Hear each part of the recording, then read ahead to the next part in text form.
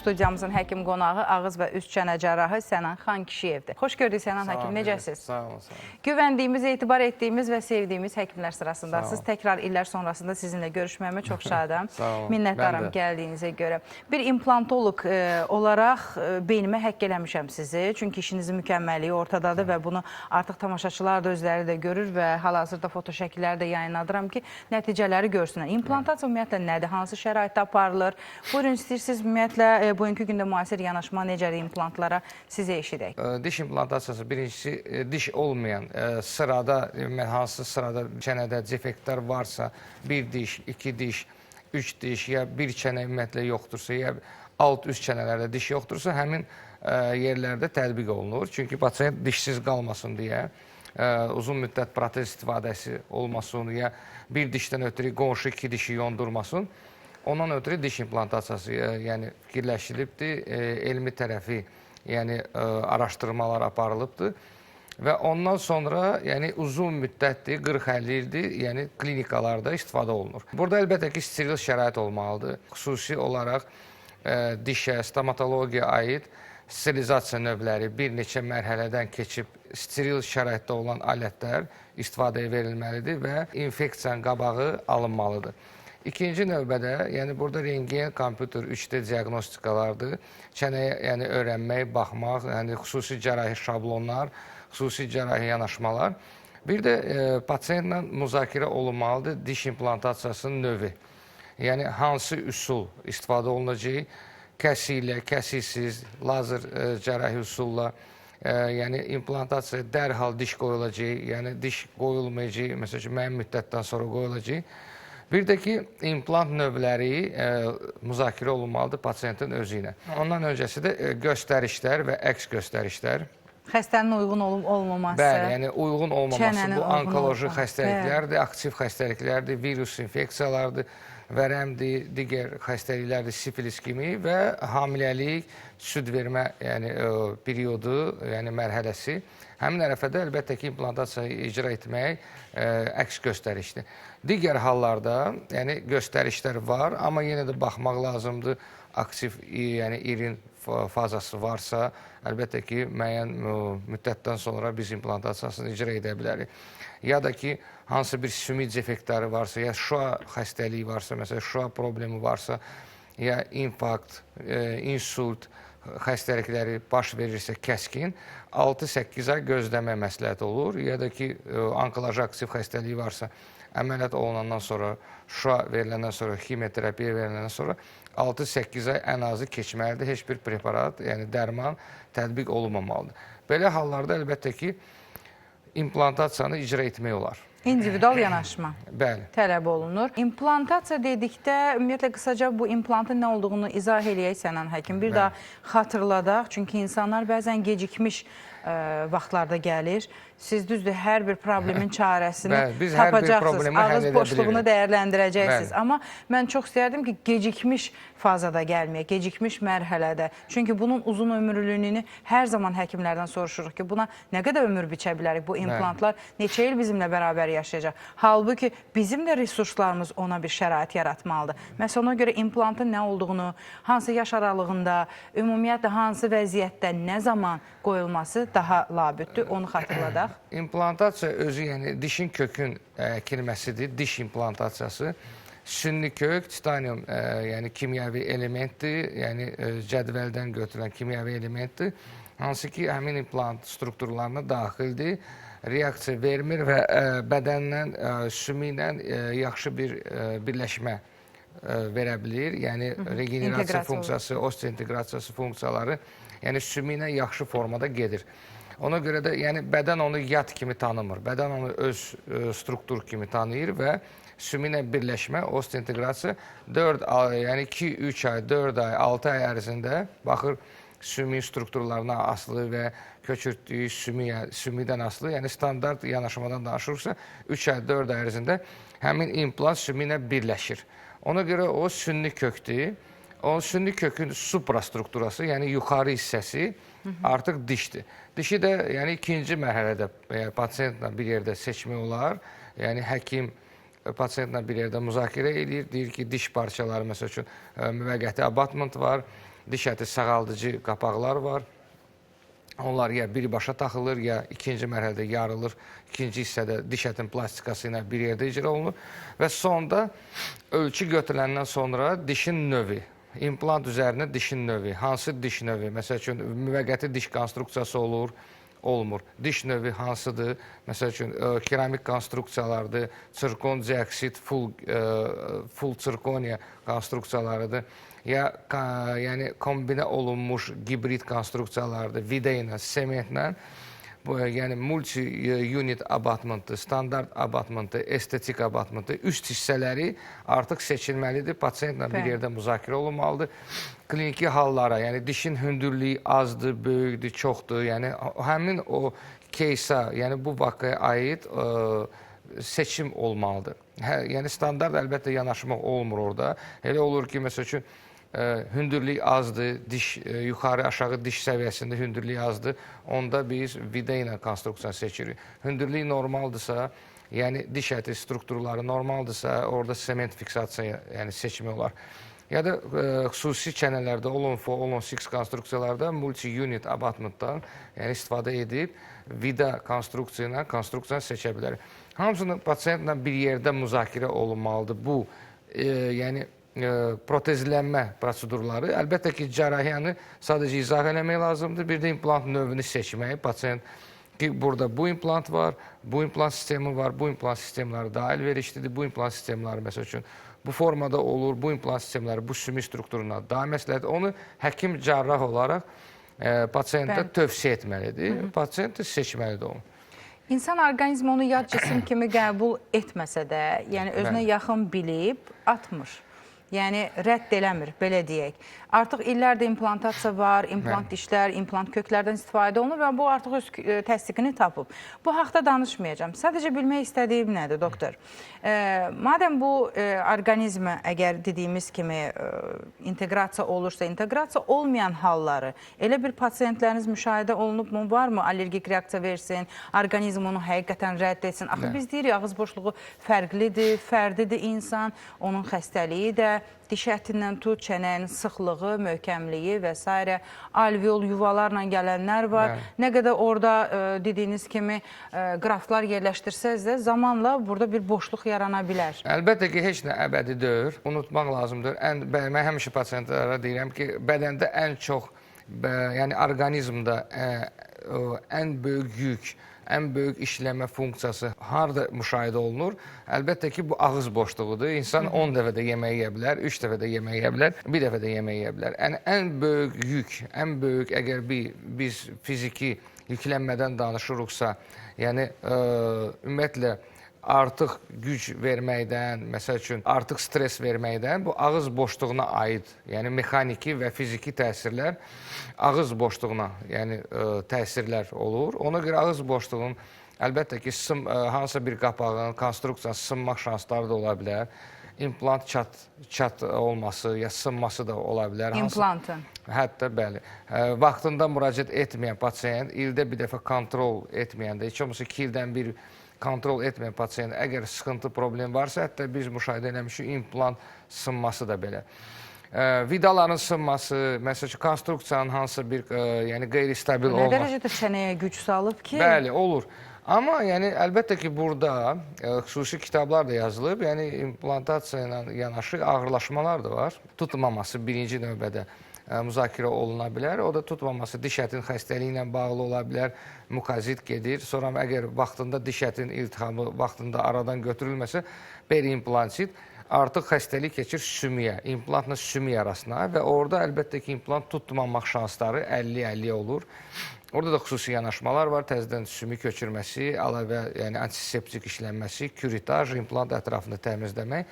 Amma bunu da hər xəstə eləmirsiniz də? Bəli, amma bu nadir hallarda olur. O pasiyent ki, hansı ki, zədəliyir implantı, həmin deyirik ki, gigiyena mükəmməl olmalıdır. Doktor, elə biz də o nadir xəstələrdən idi. Bəli, yəni gigiyena yaxşıdır. Birinci problemi araşdırırıq, daha sonrasında bəli, gigiyena yaxşıdır, infeksiyalaşa bilər. Məsəl üçün, elə olur ki, pasiyent qida qəbulu zamanı implant nahiyəsini zədələyə bilər. Belə hallarda, bəli, implant sıxıntısı ola bilər. Bir də ikinci uzaqlaşmış nəticədə diş qoyulandan sonra pasiyentin əgər hansısa bir konstruksiya ilə diş qoyulma ərzində, sonraki dövrdə problem varsa, o problem əlbəttə həkim tərəfdən həll olmalıdır. Amma pasiyent gəlməyəndə artıq sınmaq, çatlamaq, yəni halları baş verə bilər. Bu halları klinika hamısı həkim olaraq, klinika olaraq nəzərə alır. İzahını verir yazılı sürətdə ki, bax, burada belə bir problemlər ola bilər, vaxtında müraciət etməsi tövsiyə olunur. Bir də əlbəttə ki, implant birləşməməsi sümü ilə, strukturlarla əlbəttə ki, ağırlaşma sayılır və o ağırlaşmaları da aradan götürmək üçün, yəni təkrar implantasiyasına aparılması klinika nəzərdə tutur onu. Nadir hallarda. Siz nə qədər müddətdə dediniz osteointeqrasiya gedir? 3-4 ay ərzində normalda. Əgər bu olmursa ağırlaşmadır? Əgər bu olmursa, implant birləşmirsə və biz ikinci mərhələdə, yəni second stepdə, ikinci mərhələdə implantın üzərində hansı bir konstruksiya yerləşdirmək istəyirik, ya implantı yoxlamaq istəyirik və implant geriyə doğru çənədən xaric olunur, əlbəttə ki, bu ağırlaşma sayılır. Bu elə halları nadir halda biz qeydə ala bilərik. 90-95% bu implantasiya uğurlu keçir. Çünki insan orqanizmi, yəni istər qan analizidir, rentgen, kompüter tomoqramalardır, bunu öncəsi öyrənmək lazımdır. Qanda hansı bir patologiya varsa, problem varsa müalicə olmalıdır. Məsələn, vitamin D azlığı, kalsium çatmamazlığı, məsəl üçün D2, D3, yəni bu strukturlar bədəndə azlıq edirsə, densimetriya, sümük sıxlığı pozulubsa, əlbəttə ki, biz xüsusi müalicə etməliyik. Bizdə bir neçə xəstəmiz olub, məsəl üçün, keçən ayda vitamin D kəskin azlığı var. Əlbəttə ki, biz istəməzdik belə hallarda kəskin azlıq olan vitamin D kəskin formada. Bu, hər halda diş ətinə bağlı olan problemlərdir. Sümük strukturları, yəni sümük strukturları. Axı, biz az öncə dedik, axı, kimdə ki, çənə sümüyündə sıxlıq, zəiflik, nazikləşmə, incəlmə və s. varsa, implantasiya üçün qreftlər, membranlar yerləşdirir. Belə olanda axı, orada qidalanma olmaz yəni? Yox, burada vitamin D azlığı, yəni kalsiy azlığı, yəni osteoporoz, yəni xəstəliklərlə bağlıdır. Öz sümüyünün əriyib. Öz sümük zəif olur, strukturları zəif olur və orada biz yad cisim yeridəndə, vida ilə yad cismi sümüyə bağlayanda əlbəttə ki, 5 implantdan biri əksi tutmaya bilər. O da yaxşı bir haldır. Ona görə biz əlbəttə ki, pasiyentlə bir yerdə çalışırıq həmin o vitamin D azlığı aradan götürək. Densimetriya problemlidirsə, onu yəni artırmaq üçün sümük strukturları daha qüvvəli olsun, daha yəni yaxşı olsun, daha stabil olsun. Ondan sonra diş implantasiyasını icra etmək. Amma əlbəttə ki, indi yenə deyirəm, bu nadir hallarda olur, belə kəskin çatmamazlığı, xəstəlik kimi. Çox vaxtı aşağı olur, əlbəttə biz onu diş implantasiyası ərəfəsində, sümük birləşmə ərəfəsində bunu əlavə təyinatlarla terapevt tərəfdən, yəni biz özümüz də bəzi təyinatları verə bilirik. Yəni o təyinatlarla həmin o vitamin D azlığı, digər problemləri qaldıra bilirik aradan. Kəskin hallarda əlbəttə ki, biz gözləyirik, müalicə edirik. Ondan sonra pasiyenti prosedura alırıq. Düşünürəm ki, hələ də tərəddüd edənlər var, amma çox rahatlıqla diş implantasiya mərkəzi var Sənan Xankişiyev adına. Buyurun, müraciətlərinizi eləyin. Bütün suallarınızı ilə həkimlə üz-üzə görüşərək danışa bilərsiniz. Çünki qonşuya olunan implantasiya, qonşuda olan o osteointeqrasiya sizdəki kimi olmaya bilər. Çünki hər birimiz bir fərdik, hər birimiz özəlik. Özəl olduğumuza görə də özəl yanaşmanı tələb etməliyik. Əslində biz bu tələblə gəlməliyik siz həkimlərə. Doktor, bilməm, bəlkə də yanlış bilirəm. Əgər yanlışlıq varsa, bunun bir düzəliş eləyək. Bildiyim qədərilə, sümük hər nə qədər möhkəm olsa, diş əti sağlam olsa da, o implantlar yerləşdiriləndə və ya zəif olduğu halda bondqraflar yerləşdirir sizi. Məsəl üçün, onu möhkəmlədib, yenidən implant, diş kökü yerləşdirəndə, hər bir halda yenə də o implant çənə sümüyünə möhkəm birləşsin deyə, onun ətrafına yenə də qraflar yerləşdirilir ki, sabitlənsin. Bu doğru məlumatdır bilirəm, yoxsa burada da bir individuallıq və ya yanlışlıq var? Sümük qreftlərdən sümük augmentasiyası, sümük strukturlarının köçürülməsi hər zaman aparılmır. Əlbəttə ki, sümük yaxşıdırsa, sümük problemi yoxdursa, biz implant uzunluğu... Yəni, sağlam çənə eləmişsiniz. 10-11 yarım, məsəl üçün 8-10-11 yarım, 13 uzunluğu, əgər biz implantları tam yerləşdirə bilirik, 90% heç olmasa öz sümük strukturlarına, əlbəttə biz orada diş, yəni həmin ətrafına, diş ətrafına, ya diş yanında olan strukturlarına yaxın anatomik orqanları hansısa bir dəyişiklik etməklə sümük materialda etmirik. O şamil olur, əgər biz yuvada, bilirsiniz ki, dərhal immediate implantation var, dərhal implantasiya var. Dişi çəkdi, dərhal yuvanın özünə implant qoyulur. Əlbəttə ki, orada əgər ətrafda sümük defekti varsa, yarım santimetr, yuvanın yarısı sümük var, yarısında, məsəl üçün, yarısında implant yerləşdirilir, yarısı çöldə qalır vidaları.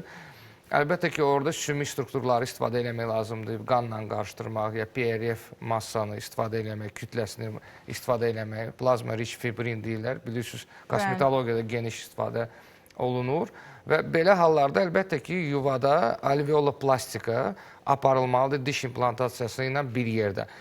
Yox, bizdə Heimer cibidir, yəni əngin yuxarısında bilirik ki, 2 dənə cib var, burun cibidir, bir də əng ciblərdir, sinuslardır, bir də nazal yəni cibdir, nazal sinus, bir maksilər sinus.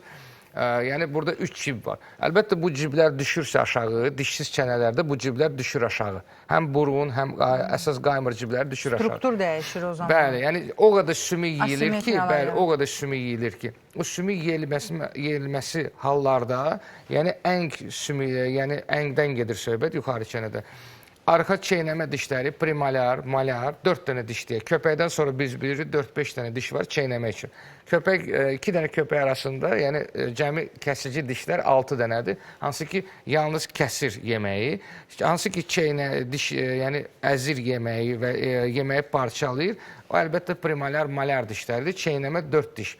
4-ü buradadır, 4-ü buradadır, 8 dənə diş. Həmin dediyim maksilər sinuslar həmin 4 diş nahiyəsinə aiddir. Təsəvvür edin ki, uzun müddət pasiyent dişləri çəkdirib, protez istifadə eləyir və köpəkdən köpəyə heç olmasa sümük var, 6 dənə diş səviyyəsində sümük var, amma yenə də burada da əgər orada da sümük problemi varsa, orada da dişlər çəkilibsə, artıq burun cibi də düşür aşağı, orada da sümük azlığı yaranır. Nə qədər iş gedir orada? Bəli, və burada da burun həm də estetik də baxanda pasiyentdə biz görürük, burun, yəni burun nahiyəsində olan toxumalar düşürsə aşağı, burun cibi sinus özü düşürsə aşağı, burada da toxumalar bilirsiniz ki, qoca alamətlər yaranır üzdə. Qırışlar, dodaq yatır, burun özü düşür aşağı. Çünki sümük yeyilir. Ağzın içindən protez sümüyü yeyir. Bir də arxa hissədə, premalyar, malyar səviyyəsində, çeynəmə səviyyəsində sümük qalmır, olmur, yeyilir. Qaymır cibi düşür aşağı, orada da sümükləşmə, yəni ümumiyyətlə pozulur və sümük naziliyi deyək 3 mm, 4 mm, 5 mm belə bir sümük qalır. Təsəvvür edin ki, gəlin o sümüyə, indi biz əlbəttə premalyar, malyar dişlər bizə lazımdır, çeynəmə dişlər. İndi ora necə diş implant əkək? 4-5 mm, sümüyü bərpa eləyəcək. 3 mm, 6 mm, yəni implant əkmək çeynəmə nahiyəsinə artıq olmur. Bəli, belə hallarda artıq biz sümük yəni köçürməsini pasiyentə tövsiyə edirik. Hər halda dəstəkləyici terapiya, müalicələr və s. Yox, əlavə diş implantasiyasına bir yerdə sümük köçürməsi əməliyyatı, yəni həmin qaymır cibləri qaldırmaq, ya burun cibi düşübsə, öndə də biz ən azı 2 dənə implant qoymaq istəyiriksə və burun cibi düşübsə 3 mm, 4 mm cəmi sümük qalır, nazal lift, burnu da qaldırmaq yerinə, yəni əvvəlki vəziyyətə. Bildim, doktor, indi siz oraya istədiyiniz qədər membran yerləşdirsəz də, bond qraflar qoysaq, diş, məsələ axı sadəcə bu dişi oraya yerləşdirmək deyil, zamanla o əriyən təbəqə yenə də əriyəcək. Zamanla protez istifadə... Mən onu gözləyim ki, əgər dəyərləndirmədə ümumi yanaşırıqsa, nazal boşluqlara qədər dəyərləndiririksə, o zaman bu implantasiyadan sonra da ümumi müalicələrin aparılması... Əlbəttə, pasiyent dediyim kimi kontrol altında olmalıdır. İldə bir dəfə kontroldur, bəli, nəzarət olmalıdır. Amma bu həmin hündürlüyü biz, əlbəttə ki, o hündürlüyü əldə etmək üçün biz sümük köçürməsini icra etməliyik. Sinus lifti, nazal lifti, əngi tam bərpa eləməliyik. Çünki o protez istifadəsində o protez bütün sümük yeyir. Və beləliklə biz orada allogreft var, digər insanın sümüyü, məsələn, autogreft var, öz insanın sümüyü. Burada da biz seçirik, doktor. Burada yəni çox vaxtı cərrah özü seçir. Məsələn, tövsiyə edir ki, məsələn, biz burada autogreflə, məsələn, ksenogrefti, məsələn, heyvan məişəli sümüyü öz sümüyümüzlə qarışdıracaq. Ya da allogreflə ksenogrefti qarışdıracaq. Allogreft digər insan sümüyüdür, ksenogreft, yəni heyvan mənşəlidir.